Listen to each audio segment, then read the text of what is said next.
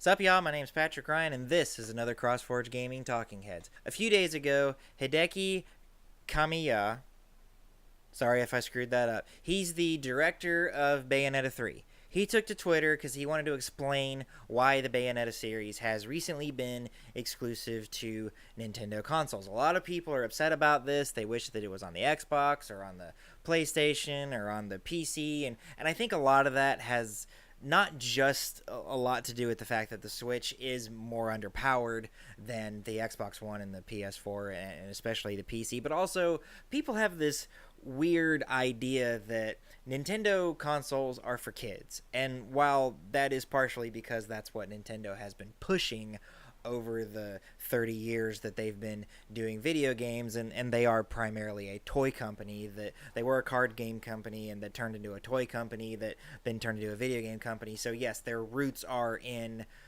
having, products that are designed specifically for kids and for families. So there's this idea that, oh well, Bayonetta is not a kids game, so it shouldn't be on the Nintendo console.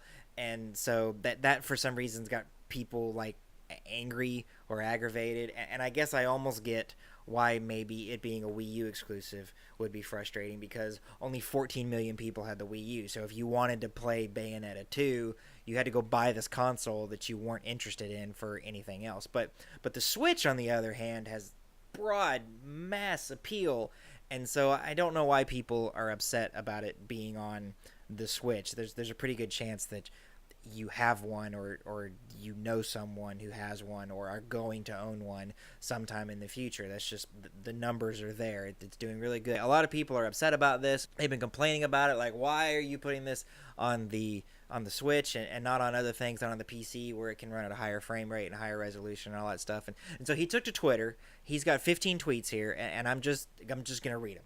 And I'll link to them. Well, I'm not going to read all of them, but I'm going to read most of them. And I'm going to link to them down there in the description so that you can see. So he says, I've got something I want to tell all of you. It's about Bayonetta. We are a developer that creates games by signing contracts with publishers and receiving funds from them in order to cover development cost. Bayonetta 1 was contracted with Sega, and at the time the company was only big enough to make one version of the game, so they decided to focus on the Xbox 360 version. Sega then paid another developer to port the game to the PS3, which is probably why that version of the game is not very good. Like, at all. It's just a bad version of the game. When they started making Bayonetta 2, we initially received funds from Sega to develop the game for multiple platforms, but the project was halted due to circumstances at Sega. Nintendo then stepped in to continue funding the game, allowing us to finish it. Now, this is important, people. Had Nintendo not stepped in and funded this game, Bayonetta 2 would not exist.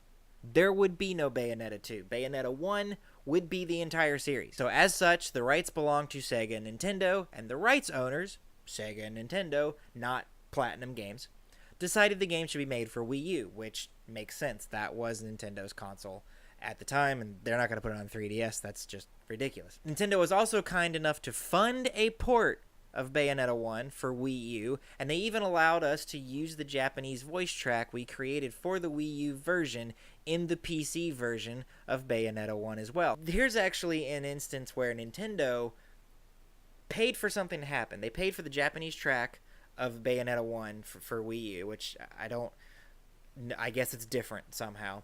They decided to let Platinum, or Sega rather, because Sega's the one who handled the PC version. They decided to let Sega use that track that Nintendo paid for the PC version of the game. So that's pretty cool. Good on Nintendo. I actually don't think that's something Nintendo would normally do. I am extremely thankful to Nintendo for funding the game and to Sega for allowing them to use the Bayonetta IP. As for Bayonetta 3, it was decided from the start that the game was going to be developed using Nintendo's funding. Without their help, we would not have been able to kick off this project. Once again, if not for Nintendo, Bayonetta 3 would not be a thing. And let's be real clear here. Bayonetta 2 did not sell well. A lot of that has to do with the fact that it's a niche game.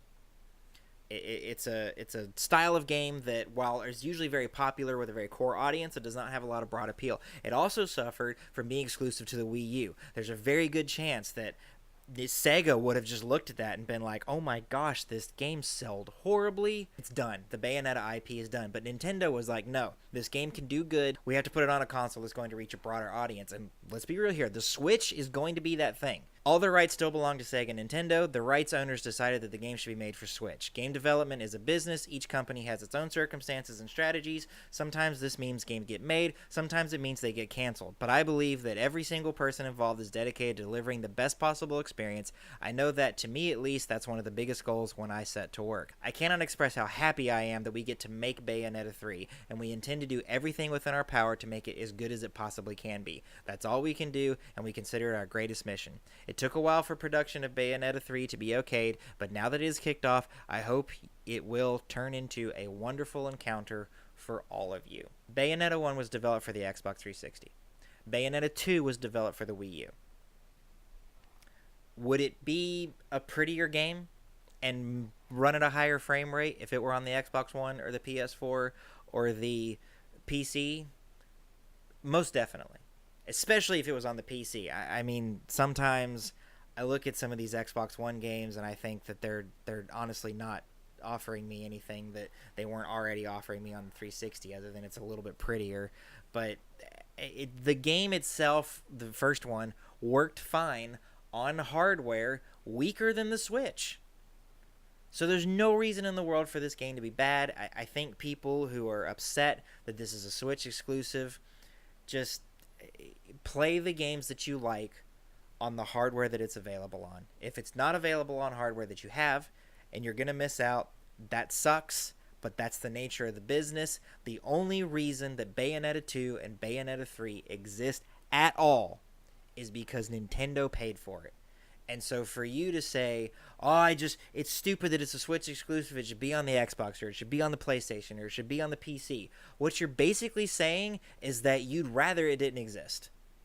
And I say that to the same people who are Nintendo fans, because look, Nintendo fans, we do this too. We look at this and we go, you know what? I'd play that game, but it's not for the Switch, so screw them. Forget you, EA. I'm not playing your Star Wars game because it's not on the Switch. Well, you apparently don't like the Star Wars game that much. Because if you did like it, you'd play it where it was instead of being a fanboy. That's going to do it for me on this episode of CrossForge Gaming Talking Head. If you liked the video, give it a thumbs up. If you didn't like the video, give it a thumbs down. Click the subscribe button and the bell icon. Please visit us on patreon.com and consider becoming a patron for as little as $1 a month. Check us out on Twitch and Facebook and Twitter. I love you guys. I'll see you later. I hope you enjoyed this. Have a good one.